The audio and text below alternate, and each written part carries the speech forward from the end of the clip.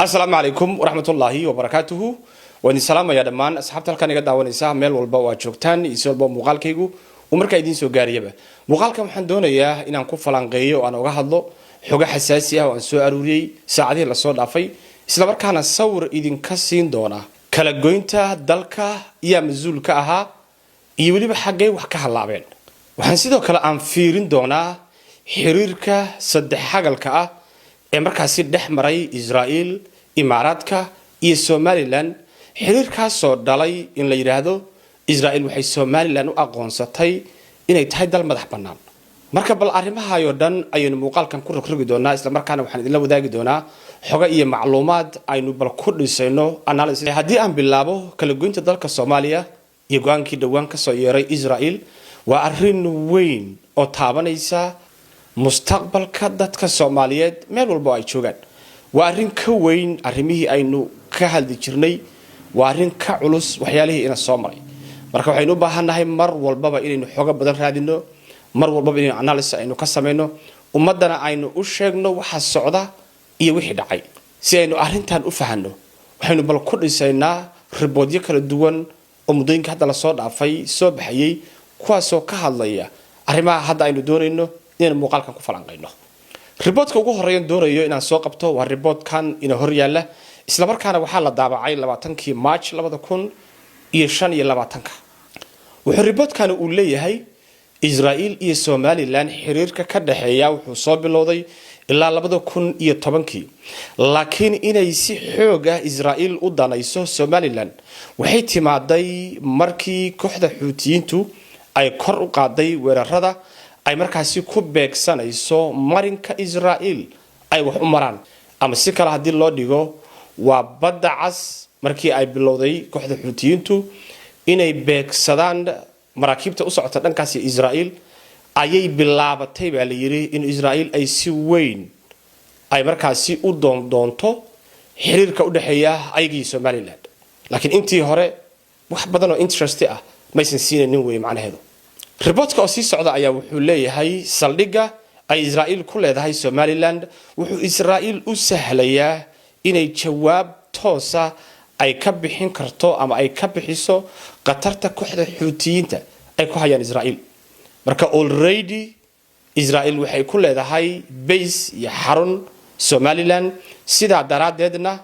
wuxuu base-kaasu u noqon karaa mid xilli walba ay si degdeg ah Israel ay markaasi uga jawaab celiso qatarta kaga imaanaysa dhankaasi kooxda Xuutiyiinta wuxuu leeyahay riboodkanu intii Israel ay ku tiirsanaan lahayd dawladaha reer galbeedka waxay door biday inay ayadu ay gacanteeda markaasi ay oga cilbeesho ama ay kula dagaalanto kooxda Xuutiyiinta waxaynu horey u ogeyn in Mareykanku uu mar damcay inuu kooxda Xuutiyiinta uu weerar ku qaado asagoo doonaya inuu culayska ka yareeyo Israel kadibna arrintaas ay shaqeyn weyday marka maqaalku wuxuu leeyahay Israel waxay go'aansatay intii ay reer galbeed ku tiirsanaan lahayd markii laga hadlayo la dagaalanka dhanka Xuutiyiinta waxay go'aansatay Israel inay ayadu markaa ay gacanteeda ay ku qabsato wixii ay doonayso inay qabsato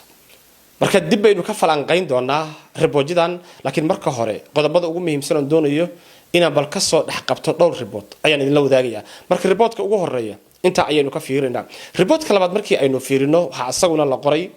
22kii Abriil 2025 isla sanadkaana wuxuu riboodkanu uu asaguna uu ka hadlayaa qalabka raadeerka ah ee Imaaraadku ay Somaliland geeyeen baa la yiri maahan qalab loo geeyay halkaas in Imaaraatiga in markaa lagu difaaco oo maxaa loo geeyaa riboodka sheegaya waxa la leeyahay waxa loo geeyay raadeeradaasi oo loogu talagalay inuu la socdo weerarada kooxda Xuutiyiintu ama Ansaarullah kooxda la yiraahdo ay ku beegsanayaan Israel marka baysaska ku yaala Somaliland oo Israel ay leeyihiin raadeerada ama qalabka yaala maahan qalab loogu talagalay in danaha Imaaraadka uu mataqaana uu ka shaqeeyo oo danta uu ka shaqeeyo maxay tahay danta Israel ayuu ka shaqeeyaa waana raadeero la doonayo in lagu la socdo qatar walba Israel kaga imaanaysa dhanka Xuutiyiinta wuxuu riboodkanu inta ku darayaa oo ay sheegayaan in ila wareedyo kala duwan ay u xaqiijiyeen inuu markaasi socday waa xilliga riboodkan la qoray wadahadallo markaasi imaaraadku ay garwadeen ka yihiin kaasoo markaasi la doonayo in Somaliland aqoonsi ay ku hesho nimankaana ay markaasi ku helaan nooca saldhig oo ay Somaliland ka doonayaan marka imaaraadku wuxuu broker ka ahaa in Somaliland maanta la yiraahdo waa la aqoonsaday iyo in Israel ay hesho saldhig ay xilligay doonto uga duuli karto kooxda Xuutiyiinta arinta ayaa ka shaqeeyay imaaraadka ka shaqeeyay waliba saamaynta imaaraadku arintan uu ku lahaa kaliya inuu ayagu isku soo dhaweeyo ay wada hadlaan ma ahan sida reportka ka muuqata wuxuu reportku sheegayaa in dhaqaalihii ku baxay baysaskii ama bayskii ay Israel ka samaysay Somaliland dhaqaalaha iyaga bixiyay imaaraadka bixiyay sidoo kale qalabkii alaabtana imaaraadka geeyay ayagoo markaasi matalaya Israel markii laga hadlayo xagga dhaqaalaha iyo xagga siyaasadda galaangal ahaan ayaga u dhameeyay dhaqaalihii ku baxayna ayaga markaasi bixiyay oo waxayba aad uga shaqeynayeen baa la yiri in Israel ay ku ballaarato geeska Afrika siyaasaddaasi cidii ka shaqeynaysa imaaraadka ah marka reportkaasna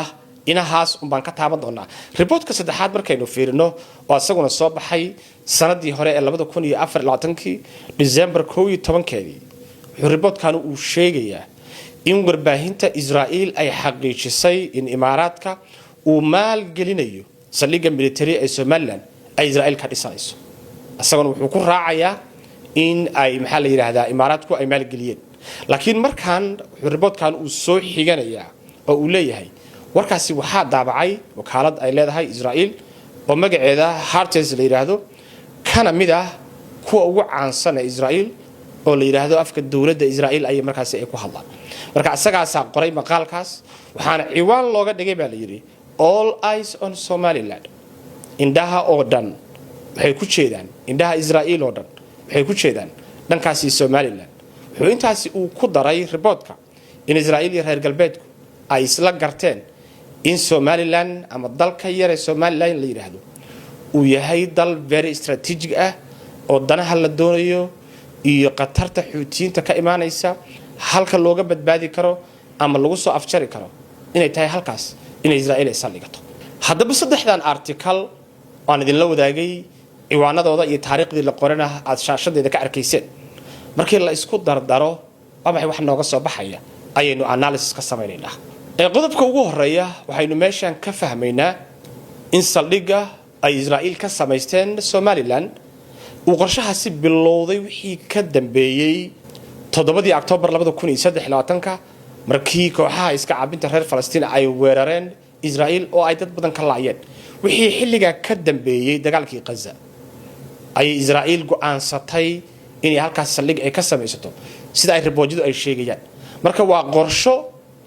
bilowday wixii ka dambeeyay dhamaadkii 2023 ama horaantii 2024 qodobka labaad oo nooga soo baxaya artikaladan aan idin la wadaagay ayaa waxay tahay sababta Israel ay saldhigan u samaysatay oo ay Somaliland u soo degtay una sheegtay inay aqoonsatay hadafka ugu weyn oo arinta laga leeyahay inay tahay in Xuutiyiinta laga weeraro in saldhigaasi uu noqdo midkii lagu soo afjari lahaa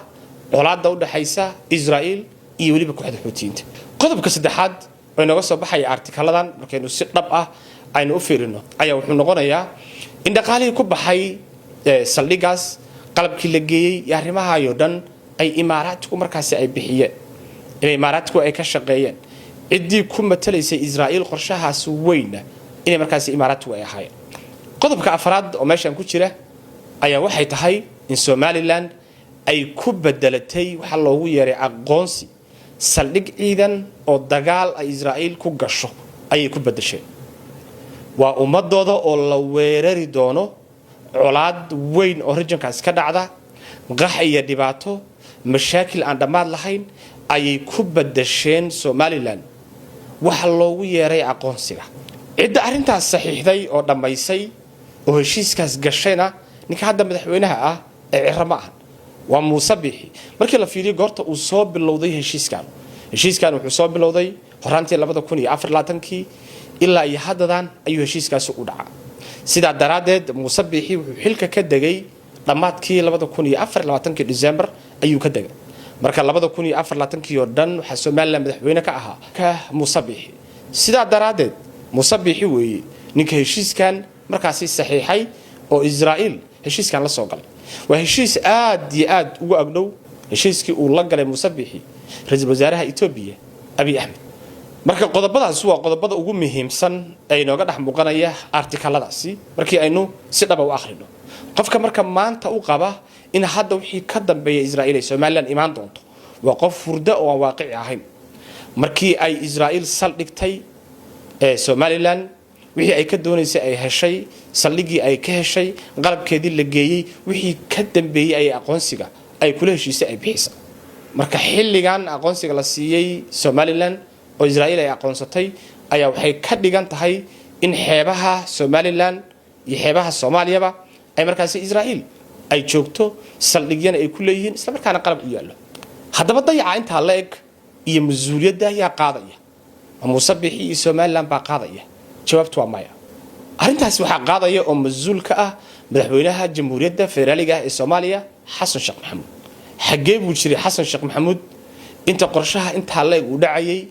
warbaahinta Israa'iil ay tabinaysay caalamkoodna ay sheegayeen xataa la soo bandhigayay sawirada iyo baysaska ay Israa'iil ka samaysanayso xeebaha Soomaaliya xagee buu Xasan Sheekh Maxamuud jiray ma kula tahay inuusan Xasan Sheekh Maxamuud ka warqabinin qorshihii Imaaraadka ay ka wadeen halkaas oo Israa'iil markaasi ay mas'uulka uga ahaayeen annagoo og in Xasan Sheekh Maxamuud uu Imaaraadka dalka dib ugu soo celiyay ayada madaxweynihii ka horeeyay Maxamed Cabdullaahi Farmaajo uu horay Imaaraadka dalka uga ceyriyay Xasan baa soo celiyay bil walbana Xasan wuxuu tagay Imaaraadka uu ka soo laabanay ma kula tahay markay uusan Xasan ka warqabin arintaas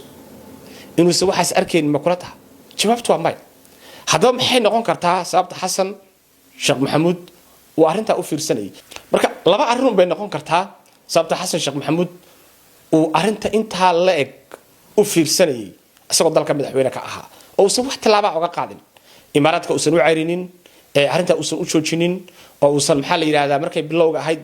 waxa soo dhan wuxuu san u sameeynin laba arimood u baa lagu fasiri karaya fasiraad saddexaad anigu kulliyo ma hayo marka ugu horeysa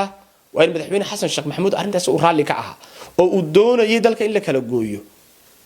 taas waa qodobka labaad haddaan u cudur daaro oo aan u cadaalad sameeyo waana jeclaa qofka inuu cadaalad sameeyo وإنه حسن شيخ محمود وحو كشقيني وسن aqoonin inuusan ahayn nin dalka matali karaya inuu yahay nin wuxuu cuno iyo wuxuu babo uu ka shaqeeya waxaayo dhan aan ka warqabinin ama iska dhayarsaday waa cudurdaarka ugu weyn oo Xasan loo sameyn karo hadii kale waxa la oran karaa raali buu ka yahay marka orodka uu madaxweynuhu xilligan uu sameeynayo dawladaha caalamka uu la hadlayo iyo waxaayo dhan waxaan ku fasiri karayaa inay tahay ilmadii xaaska ee la sheegi jiray aakhiraya adduun Xasan Sheekh Maxamuud ayaa la weydiinayaa dalkii Soomaaliya oo asagoo daawanaya oo waliba Imaaraadkii uu dalka ku soo celiyay ay kala gooyeen Xasan baa artaas lagu xisaabtamaya waxaan doonayaa in ummadda Soomaaliyeed aan u sheego meesha Soomaaliya laga kala gooyay maanta muddooyinkii la soo dhaafay aynu arkaynay xildhibaano ka soo hadlaya oo magaalada Muqdisho ee caasimadda u ah ummadda Soomaaliyeed xamar baa laga kala gooyay Soomaaliya Xasan Sheekh Maxamuud xamar buu fadhiyaa waxaana xisbigiisa kamid ah xildhibaano badan oo reer waqooyi oo la yaqaano oo u ol oleeya qadiyada gooni wadaag. Assalamu alaykum warahmatullahi ta'ala wa barakatuh.